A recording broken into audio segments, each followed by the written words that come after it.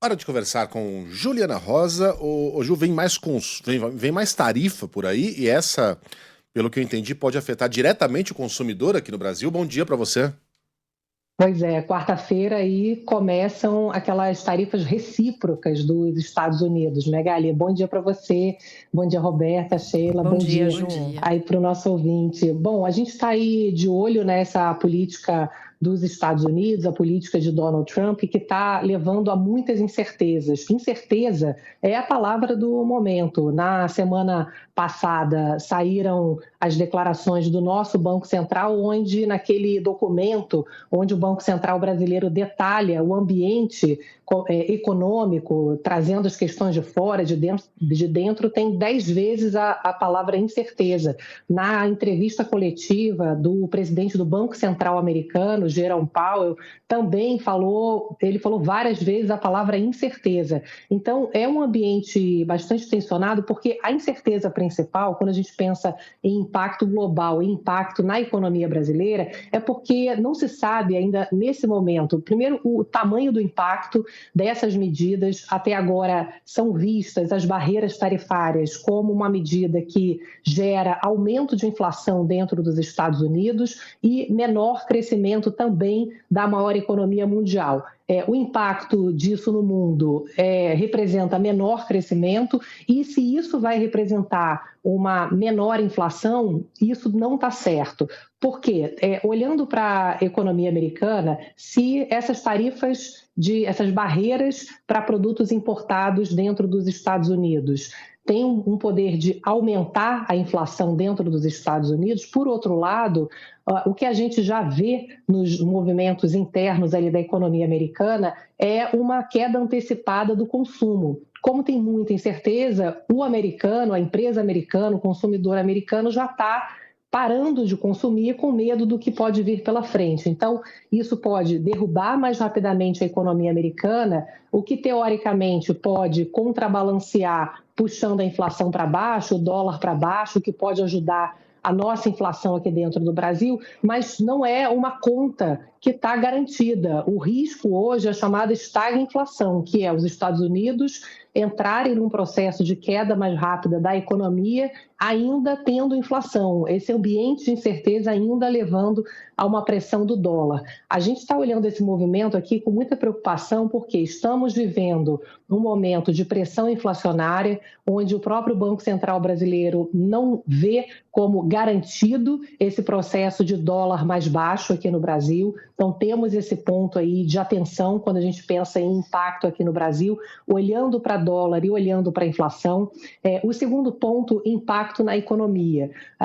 Essas tarifas recíprocas que devem ser anunciadas na quarta-feira pelo Donald Trump, significa que os Estados Unidos estão dizendo que vão cobrar a mesma tarifa daquilo que cobram deles. O caso do etanol brasileiro, por exemplo, já foi citado nominalmente por Trump.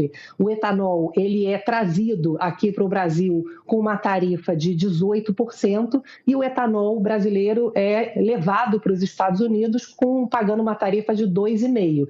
Então, se quarta-feira tiverem as tarifas recíprocas, significa, bom, se vocês cobram 18% para a gente vender o nosso etanol para vocês, vamos cobrar 18% de vocês também. Então, isso é um exemplo. Há um ambiente de muita preocupação mundial, se vai ser uma tarifa proporcional individualizada para cada produto, se vai ser uma tarifa média que os Estados Unidos vão passar a cobrar do mundo. Então, tem esse ambiente de tensão, tanto de o quanto que a gente setorialmente pode sofrer aqui no Brasil e todos esses impactos que vão junto, né? Por exemplo, a questão do dólar e a questão do impacto do crescimento dos Estados Unidos e do mundo. Então, está tudo muito incerto. A gente aqui no Brasil já tem o efeito para aço e etanol, que há uma tentativa no governo brasileiro de negociar. O presidente Lula tem dito que quer esgotar todas as opções de negociação antes de entrar com contestação na Organização Mundial do Comércio ou adotar tarifas como uma resposta para poder retaliar os Estados Unidos. A gente, no fundo, olhando para a situação hoje e olhando internamente também toda a dúvida em relação a capacidade interna do governo em domar a piora das expectativas de inflação, a questão fiscal, do gasto público. A gente está vivendo um emaranhado de muita incerteza. Então, olhando para os Estados Unidos, não tem muito o que se fazer, né? A gente depende do que eles vão fazer lá e a gente vai sentir aqui, obviamente, os efeitos dessa política. Agora, o que eu acho que é mais importante é chamar atenção para o fato de que dentro de um ambiente já de tanta incerteza internacional, a gente aqui dentro de casa também não está fazendo o dever de casa para poder manter um ambiente mais calmo e, quem sabe, até atrair investimentos de outros países que estão buscando plano B nessas parcerias internacionais com a mudança agora de relacionamento com os Estados Unidos, pessoal. Tô tentando me lembrar aqui a última vez em que a gente viajou em céu de brigadeiro, em mar de marinheiro, sem turbulência, sem tsunami, sem guerras que colocassem em xeque o preço das commodities, crises de petróleo, tarifaço. Não tô me lembrando, João.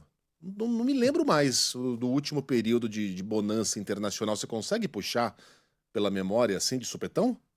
De calmaria, né? É de Já tem tempo calmaria? que a gente não tem calmaria, né? É guerra para lá, guerra para cá, agora Donald Trump, e agora ele fala até em algo que é proibido, que é tentar um terceiro mandato, né, nos Estados Unidos. A Sim, gente está vivendo uma antecipação aqui dentro do Brasil da corrida eleitoral de 2026, então está um ambiente bastante confuso é em muita termos de, instabilidade, né? né, exato, do que vai acontecer, né? Por isso que eu falei que a incerteza é a grande palavra aí do E momento. teve pandemia, que não é culpa de ninguém, mas teve, né? E antes também já não estava muito bonito, enfim.